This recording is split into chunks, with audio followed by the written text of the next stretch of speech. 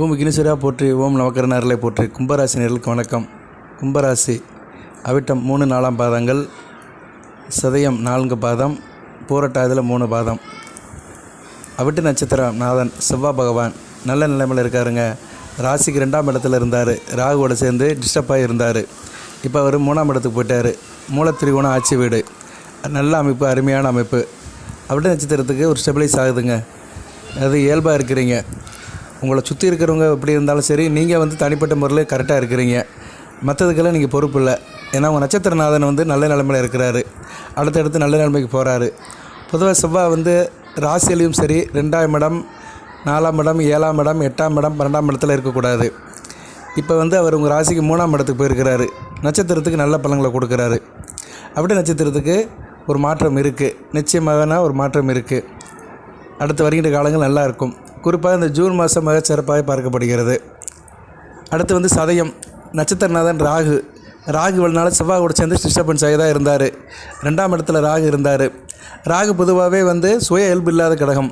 தான் எந்த வீட்டில் இருக்கிறோமோ அந்த வீட்டோட அதிபதிக்கு ஏற்ற மாதிரி தன்னை மாற்றிக்கிடுவார். இதுதான் அவரோட நேச்சர். ராகு ஒரு மாறு வேஷம் போடுற கிரகம். சதய நட்சத்திரநாதன் அவர் 2ஆம் இடம் மீனத்தில் இருந்தார். மீனத்து வீட்டுக்கு அதிபதி யார்? குரு.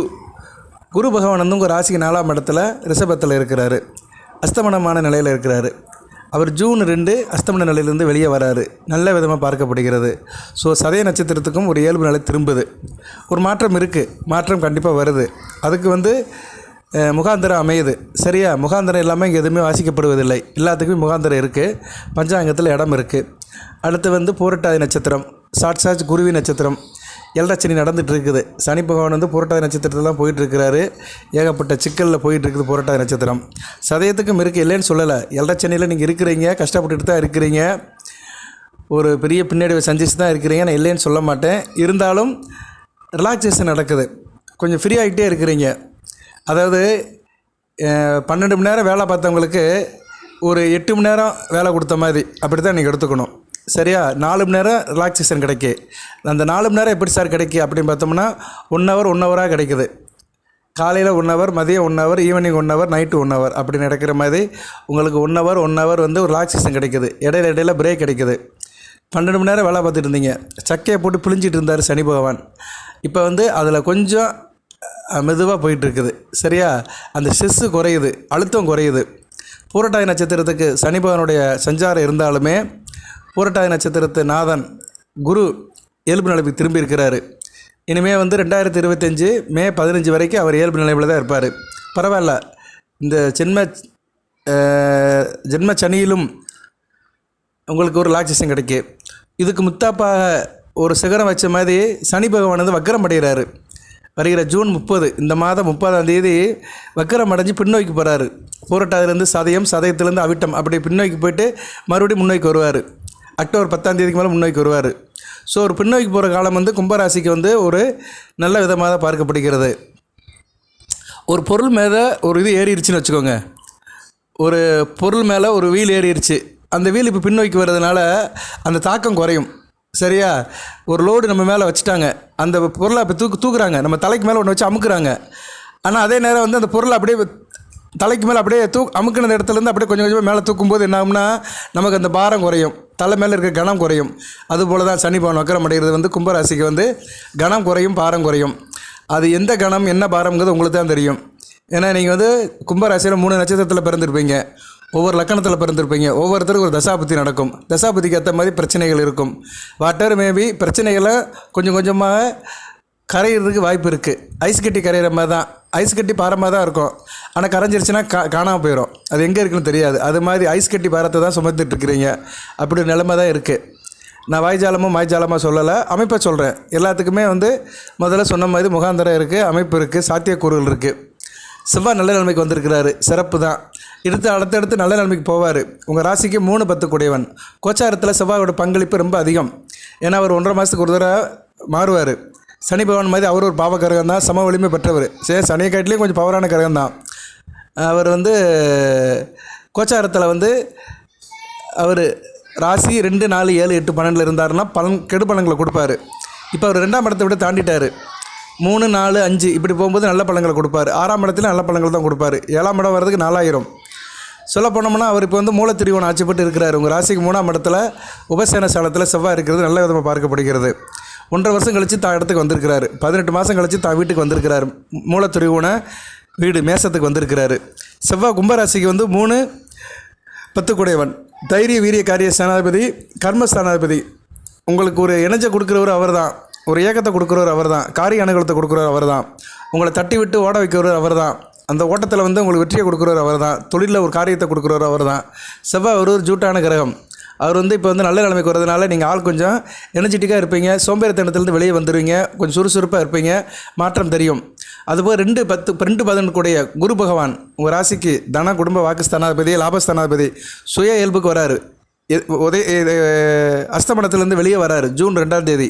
அதனால் உங்களுக்கு வந்து குடும்பத்தில் ஒரு இணக்கம் இருக்கும், கையில் காசு பணம் இருக்கும், பேச்சில் ஒரு நிதானம் இருக்கும், உங்கள் பேச்சு மற்றவங்களால் கவரப்படும், ஈடுபடுற காரியம் நல்லபடியாக இருக்கும்.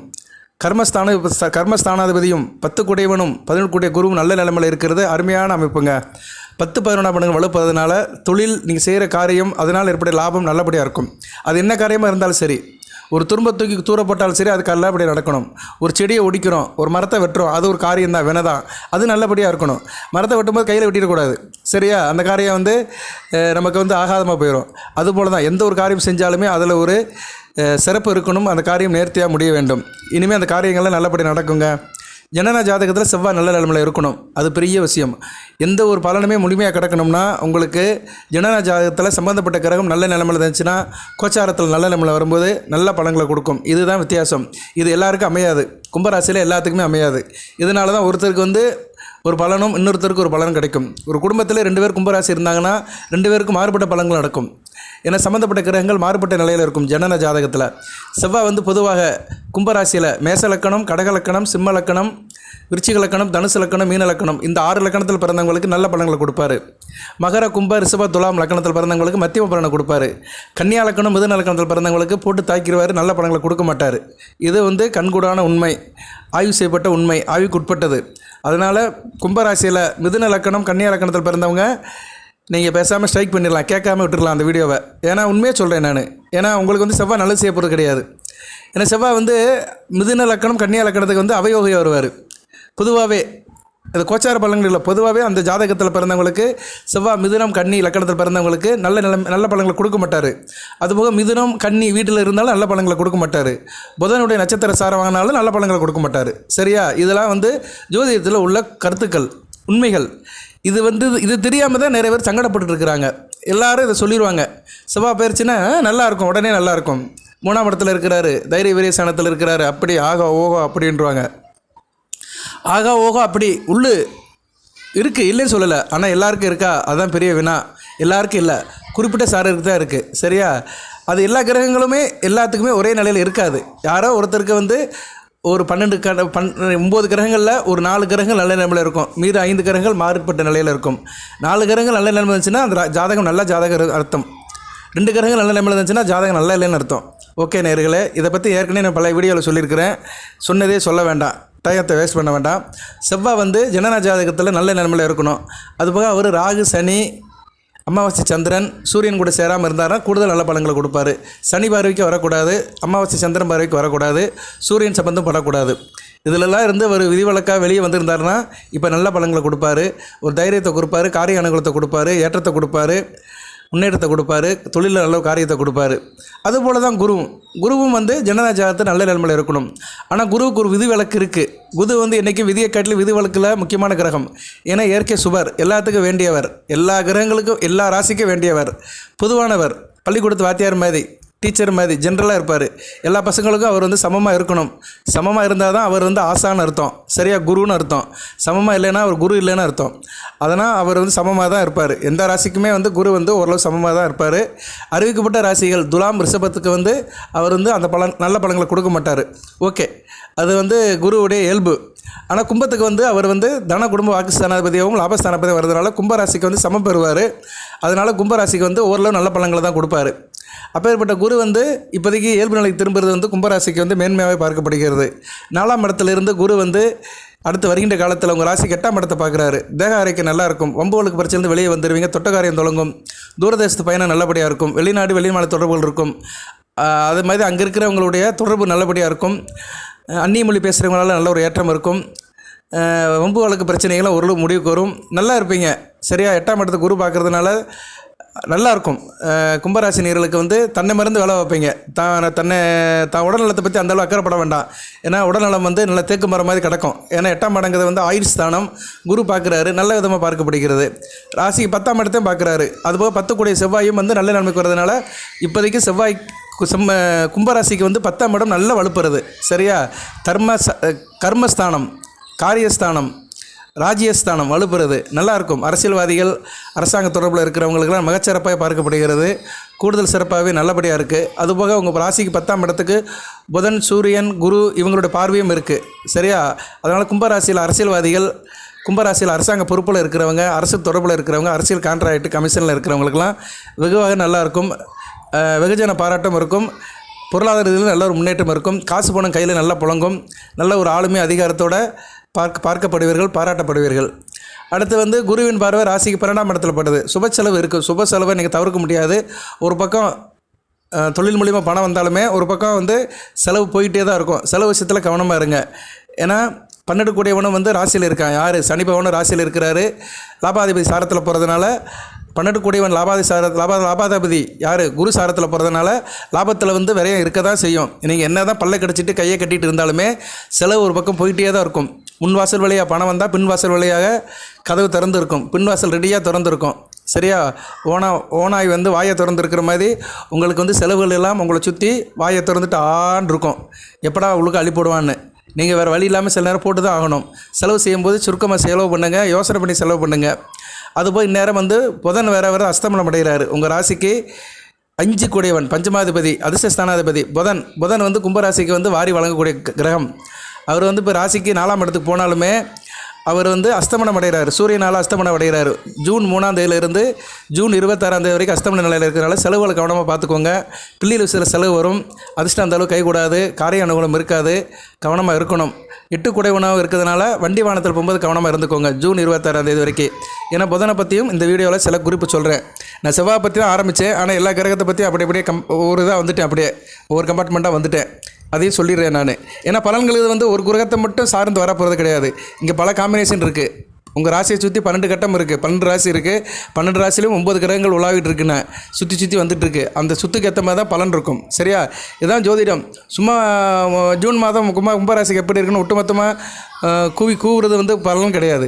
அந்தந்த கிரகத்தோட இயக்கம், அந்த கிரகம் சாரம் எப்படி, அந்த கிரகம் எப்படி சார்ந்து போயிட்டுருக்குது, அஸ்தமனமாக தான் வக்கரம் அடைகிறதா, நேர்கதியில் இருக்கா, அவசர கதியில் இருக்கா, யார் கூட கூட்டணி வச்சுருக்குது, அந்த கூட்டணி நிலைக்குமா, இல்லைன்னா கூட்டணி வந்து பொங்கச்சோறாயிருமா, சும்மா எல்லாம் ஒன்று சேருவாங்க. ஆனால் ஒரு காரியமும் இருக்காது. நம்ம ஊரில் பார்த்தா தெரியும். திருவிழா அன்றைக்கி ஒரு 10 பேர் சேர்ந்துட்டு ஊரே திருத்துறேம்பாங்க. திருவிழா முடிஞ்சு மறுநாள் பார்த்தோம்னா எல்லாம் ஒவ்வொருத்தன் காணாமல் போயிருப்பேன். பாதி பேர் எந்திரிச்சிருக்கவே மாட்டான், தூங்கிட்டு இருப்பேன் அலுப்பில். எதுக்கு சொல்ல வரேன்னா, எல்லாம் ஊரை திருத்துறேன், நாட்டை திருத்துறேன்னு கூட்டணி சேர்றவங்களாம் அன்றைக்கி அவ்வளோதான் முடிஞ்சு போயிடும். அது அந்த அறிவிப்பு வந்தோடனே பார்த்தோம்னா எல்லாம் கசமசாரம் காணாமல் போயிடுவாங்க. பொங்கச்சோறு மாதிரி காணாமல் போயிடும். சட்டி மட்டும்தான் இருக்கும், உள்ள பொருள் இருக்காது. அது மாதிரி தான் நிலவரம் அப்படி இருக்கும். அதுக்கேற்ற மாதிரி தான் பலன்கள் சொல்ல வேண்டும். ஓகே, அதெல்லாம் ஒரு பக்கம் இருக்கட்டும். ஒரு உதாரணத்துக்கு தான் சொன்னேன் அந்த கூட்டணியை பற்றி. ஏன்னா கிரகங்களுடைய கூட்டணி அப்படி தான் இருக்கும் சில நேரங்களில். இப்போ உங்கள் ராசிக்கு 4ஆம் இடத்துல வந்து 4 கிரகங்கள் இருக்குது. சதுர்கிரக கூட்டணி இருக்குது. சுக்கிரன், குரு, புதன், சூரியன் இருக்கிறாங்க. இதில் வந்து உங்களுக்கு இதனால் யாருக்கு லாபம் அப்படின்னு பார்த்தோம்னா, கும்பராசிக்கு வந்து சூரியன் வலுப்படுறாரு, சுபத்துவமாக இருக்கிறாரு. அதனால் கூட்டுத்தொழில், பங்கு சந்தை, ஷேர் மார்க்கெட் நல்லபடியாக இருக்கும். கணவன் மனை உறவு நல்லா இருக்கும். சொந்த பந்த விஷயத்தில் நல்லபடியாக இருப்பீங்க. எவ்வளோ நாளைக்கு சார் அப்படி இருக்கும் அப்படின்னு பார்த்தோம்னா, வைகாசி மாதம் முழுக்க இருக்கும். இன்றைக்கி வைகாசி 20, இன்னொரு 10 நாளைக்கு அப்படி இருக்கும். 16ஆம் தேதி வரைக்கும் இருக்கும். சரியா? 14 வரைக்கும் இந்த மாதம் மிட் ஆஃப் த ஜூன் வரைக்கும் இருக்கும்.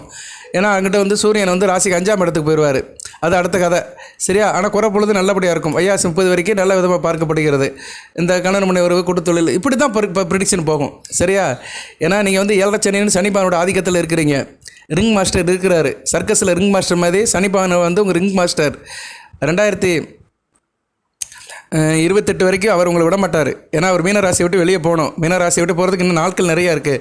அது வரைக்கும் கும்பராசி வந்து சனிபாவனுடைய அண்டர்டேக்கிங்கில் தான் இருக்கும். அவருடைய ஆளுமைக்கு அதிகாரத்துக்கு உட்பட்டு தான் உங்களுக்கு பலன்கள் கிடைக்கும். அவர் சில நேரம் ரிலாக்ஸ் ஆவார், நல்ல சாரத்தில் போகும்போது உங்களுக்கு கூடுதலாக சில சிறப்பு பலன்கள் கிடைக்கும். அப்படி தான் பலன்கள் கிடைக்க வழிய பரிபூர்ணமாக யாரும் உங்கள் கையில் வந்து கொடுக்க போகிறது கிடையாது. எல்லாம் விதிக்கு உட்பட்டு ஆய்வுக்கு உட்பட்டு தான் உங்களுக்கு எல்லாமே கிடைக்கும். அதாவது நீங்கள் வந்து ஒரு ஜோனில் இருக்கிறீங்கன்னு வச்சுக்கோங்க, சரியா? ஒரு ஜோனில் இருக்கிறீங்க, உங்களுக்கு வந்து எதுவுமே வந்து ஈஸியாக கிடைக்காது. எல்லாம் மற்ற செக்கிங் தான், வெரிஃபிகேஷன் பண்ணி செக் பண்ணி தான் உங்களுக்கு எல்லாமே கிடைக்கும். ஓகே நேயர்களே, நம்ம வந்து பலனுக்குள்ளே போனோம்னா பலன்கள் இப்போதைக்கு நல்லா தான் இருக்குது, சரியா? செவ்வாய் வந்து உங்கள் ராசிக்கு 3ஆம் இடத்துல இருந்துக்கிறாரு, சிறப்பான பலன்களை தான் கொடுக்குறாரு. பண வசதி இருக்கும், சரியா? இல்லைன்னு சொல்ல முடியாது. நீங்களும் ஆள் கொஞ்சம் நேர்மையாக இருப்பீங்க, சத்தியம் நீதி நேர்மை அப்படின்னு தத்துவம் பேசுவீங்க. செய்கிற செயலில் ஒரு சிறப்பு இருக்கும், காரிய சாதனை இருக்கும், தூக்கமெல்லாம் வேலை வைப்பீங்க, எதில் ஒரு திருப்தி இருக்கும், சரியா? நல்ல ஒரு ஏற்றம் இருக்கும், ஒரு மேன்மைகள் கிடைக்கும். இளைய சகோதர விஷயத்தில் நல்லா இருக்கும். விவசாயம் பண்ணுறவங்களுக்கு சிறப்பான காலகட்டமாக பார்க்கப்படுகிறது. விளையாட்டு வீரர்கள் போட்டி பந்தயத்தில் ஈடுபடுறவங்களுக்கு நல்ல விதமாக பார்க்கப்படுகிறது. கால்நடை வச்சிருக்கிறவங்களுக்கு மிக சிறந்த காலமாக பார்க்கப்படுகிறது. அதுபோக வந்து யூனிஃபார்ம் சர்வீஸில் இருக்கிறவங்க, போலீஸ் டிபார்ட்மெண்ட்டில் இருக்கிறவங்க, மருத்துவ சிகிச்சை டாக்டர்ஸ், இவங்களுக்கும் நல்ல விதமாக பார்க்கப்படுகிறது. செவ்வாய் 3ஆம் இடத்துல இருந்தாலுமே அவர் உங்கள் ராசிக்கு வேண்டிய கிரகம் தான், சரியா? அதனால் வெற்றி இருக்கும், முயற்சியிலலாம் வெற்றி இருக்கும். பயணம் செய்யறதுக்கு அதிக நேரம் கிடைக்கும். எங்கேனாச்சும் லாங்கல் ட்ராவல் இல்லைன்னா டூர் போயிட்டு வருவீங்க, அதுக்கு வேண்டிய நேரம் கிடைக்கும், அதுக்கு வேண்டிய அமைப்பும் கிடைக்கும். தொழில் ரீதியாக நல்ல கடின உழைப்பு இருக்கும், உழைப்பு கற்ற ஊதியம் இருக்கும், சரியா? உங்கள் உழைப்பு கற்ற ஊதியம் கண்டிப்பாக இருக்கும், கௌரவமும் கிடைக்கும். ஒரே நேரத்தில் நல்லா கரெக்டாக கொண்டு போவீங்க, சரியா? பேலன்ஸ் பண்ணி கொண்டு போவீங்க, சிறப்பாக பார்க்கப்படுகிறது. நீங்கள் சந்திக்கிற ஆளுகளும் சரியாக இருப்பாங்க, மரியாதை கிடைக்கும், அந்தஸ்து கிடைக்கும், உங்களோட கிரெடிட் வந்து கரெக்டாக கிடைக்கும். பொருளாதார ரீதியாக நல்ல ஒரு முன்னேற்றம் இருக்கும், ஃபினான்ஸ் கண்டிஷன் சிறப்பாக இருக்கும், நல்ல கணிசமாக பணம் கிடைக்கிறதிலும் நீங்கள் சக்ஸஸ் ஆவீங்க. உங்கள் வார்த்தை சிறப்பாக இருக்கும். கடன் மணி வரும் நல்லபடியாக பார்க்கப்படுகிறது. இந்த காலகட்டத்தில் நல்லா வச்சுக்கிறவார் செவ்வாய், சரியா? தேக ஆரோக்கியம் சிறப்பாக இருக்கும். அடுத்தடுத்து வந்து கும்பராசிக்கு வந்து நல்ல பலன்களாக தான் இருக்குங்க, எது குறை சொல்கிற மாதிரி இல்லை, நல்லா இருக்குது. அதனால் இந்த ஜூன் மாதம் வந்து உங்களுக்கு வந்து நான் சொன்ன விஷயத்தில் மட்டும் கொஞ்சம் கவனமாக இருங்க. புதன் அஸ்தமனம் அடைகிறதுனால டாக்குமெண்டேஷன் விஷயத்தில் மட்டும் கவனமாக இருங்க. பிள்ளைகள் விஷயத்தில் கொஞ்சம் கவனமாக இருங்க. ஏன்னா புதன் 5 கூடையவன். பிள்ளைகள் விஷயத்தில் டாக்குமெண்டேஷன், உங்கள் குழந்தைகளோட டாக்குமெண்டேஷன் விஷயத்தில் கவனமாக இருங்க. அவங்களுடைய ஸ்கூல் சம்மந்தப்பட்ட விஷயங்கள், சர்டிஃபிகேட்டு, அதுபோக மற்ற விஷயங்கள், தஸ்தாவேஜுகள், இதெல்லாம் கொஞ்சம் கவனமாக இருங்க. அதுபோக வெளிநாடு வெளி மாநில தொடர்பில் இருக்கிறவங்க, வேலை பார்க்குறவங்க, ஏற்றுமதி இறக்குமதியில் இருக்கிறவங்க, அது சம்மந்தப்பட்ட டாக்குமெண்டேஷனில் கவனமாக இருங்க. ஏன்னா புதன் ஒரு டாக்குமெண்டேஷனுக்குள்ள கிரகம். அதனால் அந்த ஃபைல் மிஸ் ஆகுது, அப்புறம் எதனாச்சும் கார்டு மிஸ் ஆகுது, அப்புறம் வந்து நிறைய ஐடிகள் இருக்கும் நமக்கு. அந்த ஐடிகளில் எங்கேனாச்சும் தொலைஞ்சு போயிடுவோம், தொலைச்சிக்கிட்டு அதை தேடிக்கிட்டு இருப்போம். Passbook, post office passbook, bank passbook, office ID, voter ID, அப்புறம் ஏடிஎம் கார்டு, இப்படி கம்பெனி ஐடி, இப்படி ஏதோ ஒன்று மிஸ் பண்ணுற மாதிரி வாய்ப்பு இருக்குது. முக்கியமான பொருள்களும் மிஸ் ஆகிறதுக்கு வாய்ப்பு இருக்குது. புதன் 5 8 கூடையவன். அதனால் அந்த மேக்ஸிமம் உங்களுக்கு நடக்குது இல்லையோ உங்கள் குழந்தைகள் விஷயத்தில் நடக்கும். அதனால் குழந்தைகள் விஷயத்தில் கொஞ்சம் கண்காணிப்பாக இருங்க. கிரக நிலை நல்லா இருக்குது. சுக்கிரன் அடுத்து வந்து ராசிக்கு 5ஆம் இடத்துக்கு போகிறாரு. சூரியனும் 5ஆம் இடத்துக்கு சேர்ந்து தான் போகிறாரு. ஆட்சி பெற்ற புதன் வீட்டுக்கு போகிறது கூடுதல் சிறப்பு தான், புதாதித்யம் கிடைக்கும். அதனால் சூரியனால் எந்த பிரச்சனையும் இல்லை. உங்கள் ராசிக்கு ஆகாத கிரகம் சந்திரன் வந்து இப்போ அமாவாசை சந்திரனாக இருக்கிறாரு. இன்றைக்கி வந்து ராசிக்கு 2ஆம் இடத்துல ரேவதி நட்சத்திரத்தில் இருக்கிறாரு. அடுத்து வந்து ஜூன் 12 வரைக்கும் அவர் அமாவாசை சந்திரனாக தான் இருப்பார். ஏன்னா அமாவாசை வந்து 6ஆம் தேதி வருது, ஜூன் 6ஆம் தேதி வருது. வைகாசி மாதம் எந்த தேதி? ஜூன் 6ஆம் தேதி வைகாசி, அதையும் சொல்லிடுவோம். வைகாசி 24, வைகாசி 24 அமாவாசை வியாழக்கிழமை. அன்றைக்கி ஒரு முக்கியமான விஷயமா இருக்குது. அன்றைக்கி சனி பகவானுடைய ஜெயந்தி. அதையும் இந்த வீடியோவில் சொல்லிட்டு நிறைவு பண்ணுறேன். முக்கியமானது இப்போ தான் இந்த வீடியோ முக்கியமான கட்டத்துக்கு வந்திருக்கிறோம். எத்தனை பேர் இந்த வீடியோ இதுவரை கேட்டான்னு தெரியல, இறைவனுக்கு தான் தெரியும். அப்படி கடைசி வரை கேட்டவங்களுக்கு நல்லது நடக்கும். ஏன்னா எதுவுமே வந்து இறுதி வரை கேட்கணும். அதாவது பொதுவாக வந்து ஆக்க பொறுத்தவங்க ஆற பொறுக்கணும். சில விஷயங்களை நான் வந்து வீடியோ கடைசியில் தான் சொல்லுவேன், அப்படின்னு பர்பஸாக சொல்கிறது கிடையாது. சில நேரத்தில் அது வந்து அமைஞ்சிரும். ஏன்னா உங்களுக்கு வந்து ஜூன் 6ஆம் தேதி வைகாசி 24 வியாழக்கிழமை வந்து சனி பகவானுடைய ஜெயந்தி அனுஷ்டிக்கப்படுகிறது. சிரேஷ்ட அமாவாசைன்னு சொல்லுவாங்க. சிரேஷ்ட அமாவாசை அன்னைக்கு சனி பகவான் ஜெயந்தி, உங்கள் ராசிநாதனுடைய பிறந்தநாள் அப்படின்னு அனுஷ்டிக்கப்படுகிறது. வேத ஜோதிடத்தில் சொல்லப்படுகிறது. அதனால் அன்றைக்கி வந்து நீங்கள் சிவபெருமான் கோயிலுக்கு போயிட்டு வந்துடுங்க. சிவபெருமான் கோயிலுக்கு போயிட்டு வந்து சனி பகவானுக்கு விளக்கு போடுங்க. வீட்டில் கூட நீங்கள் சிவலிங்கத்தை வச்சு அபிஷேகம் பண்ணலாம். சுத்த நீரில், கங்கை நீரில் என்ன ஆற்று நீர் எடுத்துக்கிட்டு, இல்லைன்னா வீட்டில் இருக்கிற நீர், போர் வாட்டர் கூட எடுத்துக்கலாம். எல்லா நீருமே நமக்கு விதி வழக்கு உண்டு. தாய்க்கு தான் இது உண்டு, தண்ணீருக்கு வந்து இது கிடையாதும்பாங்க. இது என்ன சொல்லுவாங்க, தீட்டு கிடையாதும்பாங்க. தண்ணியில் வந்து எந்த தீட்டும் கிடையாது. எல்லா தண்ணியுமே வந்து இறைவனுக்கு உட்பட்டு தான், பூஜைக்கு உட்பட்டு தான். தண்ணியில் வந்து இது பார்க்கக்கூடாது, வித்தியாசம் பார்க்கக்கூடாது. தாயை கழித்தாலும் தண்ணீரை கறிக்காதே அப்படிம்பாங்க. அது தாயை கூட வேண்டான்னு கழிச்சிடலாமா, ஆனால் தண்ணீரை கழிக்கக்கூடாதான். தண்ணீருக்கு அந்த அளவுக்கு ஒரு மகத்துவம் இருக்குது. அந்த தண்ணீரில் எல்லாம் போட்டு கூட சிவனுக்கு அபிஷேகம் பண்ணலாம். பால், தேன், இதை வச்சு கூட சிவலிங்கத்தை வீட்டுக்கு அபிஷேகம் பண்ணலாம். சனி உரலில் நீங்கள் வந்து வியாழக்கிழமை வந்து நீங்கள் சனி உரலில் பண்ணிங்கன்னா சிறப்பாக இருக்கும். சரியா? அந்த டயத்தை வந்து ஏற்கனவே நான் சொல்லியிருக்கிறேன். நான் மகர ராசிக்கு சொன்னேன், உங்களுக்கும் சொல்லிடுறேன். ஏன்னா மகரமும் கும்பமும் சனி பகவானுடைய வீடுகள். கும்பம் தான் சனி பகவானுக்கு வந்து மூலத்திரிகோண ஆட்சி வீடு. உங்கள் ராசியில் தான் அவர் வந்து தனமருந்து உட்காந்துருக்கிறாரு. சரியா நேர்களே? அது ஒரு முக்கியமான விஷயமாக பார்க்கப்படுகிறது. நீங்கள் வந்து அப்படி பூஜை பண்ணுற மாதிரி இருந்தால் இரவு பண்ணுங்க, இரவு 7 to 8 பண்ணுங்கள். வியாழக்கிழமை இரவு 7 to 8 பண்ணினீங்கன்னா சிறப்பாக இருக்கும். மதியம் 12 to 1 வருது, அந்நேரம் பூஜைக்கு உகந்த நேரமாக இருக்காது. இரவு பண்ணலாம் 7 to 8. வேலை வெட்டிலாம் போயிட்டு வந்து வேலைக்கெல்லாம் போயிட்டு வந்தோம்னா இரவு பண்ணலாம். நீங்கள் அபிஷேகம் பண்ணணும்னு அவசியம் கிடையாது. கோயிலில் போட்டு போக நீங்கள் வந்து குருக்கள்கிட்ட தேவையான பொருளை கொடுத்து கூட சிவனுக்கு ஒரு அபிஷேகம் பண்ணிவிட்டு அர்ச்சனை பண்ணலாம். ஆனால் அந்நேரம் அபிஷேகம் பண்ணாங்களாம் சொல்ல முடியாது. ஏன்னா கோயிலில் வந்து இந்த ஆகம பூஜைப்படி தான் அபிஷேகம் பண்ணுவாங்க. எல்லா நேரம் அபிஷேகம் நடக்காது. அதனால் நீங்கள் வந்து இறைவனுக்கு விளக்கு போடுங்க. சரியா?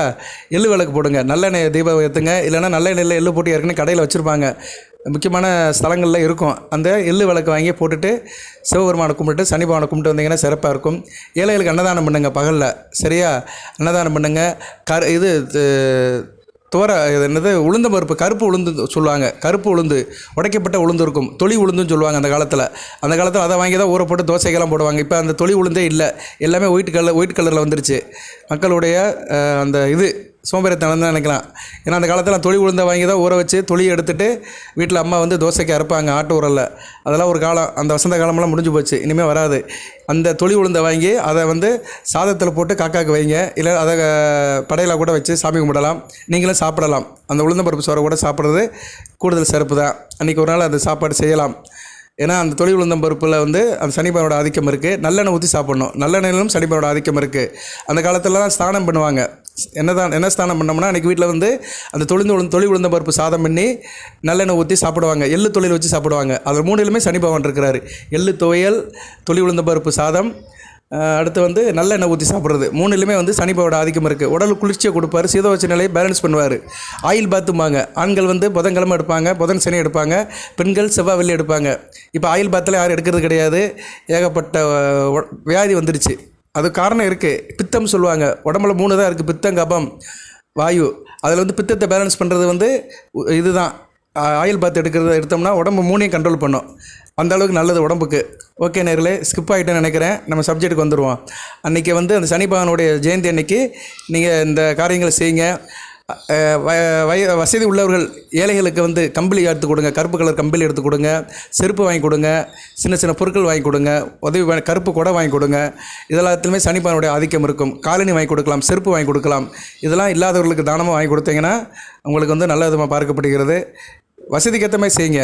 இல்லை இயன்றதை செய்வோம் இல்லாதவருக்கு அப்படின்னு சொன்ன மாதிரி, இல்லாதவர்களுக்கு நம்மளால் இயன்றதை செய்கிறதுனால சனி அணுக்கரம் கிடைக்கும். கருப்பு கலர் நாயில் பார்த்தீங்கன்னா தெருவோரம் அதுகளுக்கு பிஸ்கட்டு இல்லைனா ரொட்டி துண்டு வாங்கி போடுங்க. அரச மரத்தடியில் பச்சரிசி, தூள் சக்கரை, எள்ளு கலந்த ஒரு உணவை கொண்டு போய் போட்டிங்கன்னா எறும்புகளுக்கு நல்லது. சனி பகவான் பரிபூர்ணமாக கிடைக்கும். சார் எனக்கு இதெல்லாம் செய்ய முடியாது சார், நான் வேலை வெட்டியில் இருக்கேன் சார், பயங்கர பிஸியாக இருக்கேன் சார், என்னால் முடியாது, எனக்கு ஏகப்பட்ட கமிட்மெண்ட்டில் இருக்கேன் அப்படின்னு நினைக்கிறவங்க சொல்கிறவங்க விளக்கு போட்டுருங்க. இறைவன் ஆலயத்துக்கு போய் சிவபெருமான மனசார கும்பிட்டுட்டு நவக்கரங்களை 9 சுற்றிட்டு அங்கே சனி பகவானுக்கு ஒரு விளக்க போட்டுட்டு சிவனேன்னு வந்துடுங்க. நல்லபடியாக நடக்கும். எல்லாமல்ல இறைவன் கும்பராசி நேயர்களுக்கு சில சௌபாகியத்தையும் சில ஐஸ்வர்யத்தையும் சில நன்மையிலும் கொடுப்பார். அனைத்து வளங்களின் நலங்களையும் பெற்று தேக ஆரோக்கியத்துடன் தீர்க்காயலுடன் நீடியோடி வாழ்க, நிறைந்த வளம் பெறுக. நன்றி நேயர்களே.